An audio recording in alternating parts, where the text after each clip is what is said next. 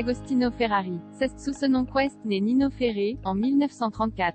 Un nom rendant hommage à ses origines italiennes, alors qu'il passe les premières années de sa vie avec sa famille en Nouvelle-Calédonie. Enfant, il laisse déjà apercevoir un caractère déterminé. Ce caractère lui sera bien utile quand, quelques années plus tard, il deviendra chanteur.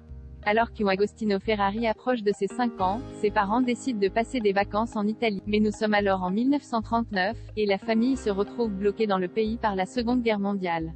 Ils y resteront 8 ans en tout, avant de décider de s'installer à Paris. Le jeune Nino n'a que 13 ans, ne parle pas bien le français et est victime de moqueries à l'école. Il répond, et se retrouve régulièrement renvoyé des établissements qu'il fréquente. La nuit, c'est une autre histoire. L'ado colérique se transforme en enfant sensible quand il écoute du jazz à la radio. Rapidement, il décide d'essayer de jouer de la musique à son tour et jette son dévolu sur le banjo et la contrebasse. Les années passent, et à la fac, il rencontre un ami. Avec le cousin de ce dernier, ils forment un trio jouant du jazz dans l'espace public à Paris. Le groupe fonctionne, mais comme un couple défaillant, ils se séparent et se reforment à plusieurs reprises. En 1962, le trio se réunit de nouveau afin d'accompagner l'artiste américaine Nancy Holloway. La chanteuse rencontre du succès et, prise d'affection, elle laisse à Nino l'opportunité de chanter 1 ou 2 chansons au milieu de ses concerts. À force, sa voix étonnante lui permet d'être repéré en solo. Il signe avec un label, mais un label n'apporte pas la gloire, et ses 3 premiers albums sortent tour à tour sans véritablement trouver de public.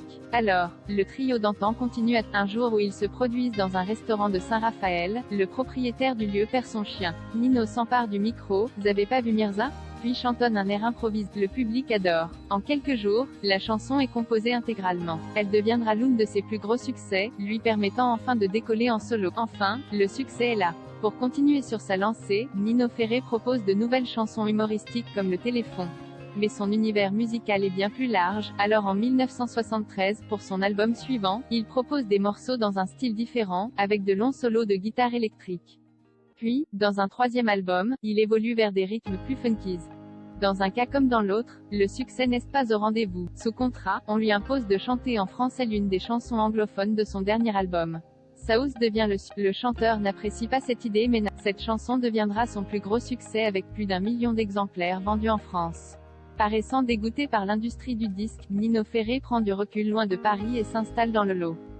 Il vit désormais de ses revenus générés par ses grands succès, avec sa femme Kinou, ses 2 fils Arthur et Pierre ainsi ses nombreux animaux. Il s'adonne à la peinture, mais la musique finit par le rattraper en 1993. Il a alors 59 ans et sort son ultime album, La Désabustion, enregistré à domicile et illustré par ses propres soins. La critique est bonne, mais lors de la tournée, le chanteur se rend compte que son ouïe baisse, alors qu'il a toujours composé à l'oreille.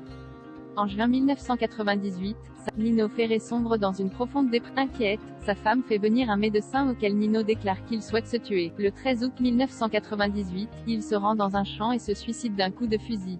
Extrait. Archive ina actu ina culture ina star.